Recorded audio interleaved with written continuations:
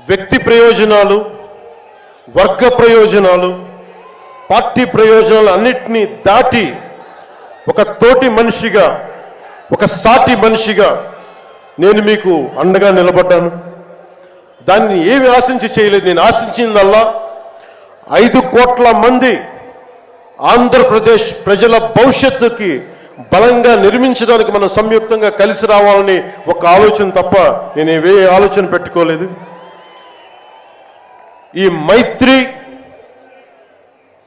ఈ స్ఫూర్తి అందరూ సమిష్టిగా వచ్చే చాలా సంవత్సరాల వరకు దీన్ని కాపాడుకోవాలని ఆశిస్తూ నా ఉపన్యాసాన్ని ముగిస్తున్నాను. మీ అందరికీ పేరు పేరున ధన్యవాదాలు తెలుపుకుంటూ, ఇందాక లోకేష్ గారు చెప్తున్నట్టుగా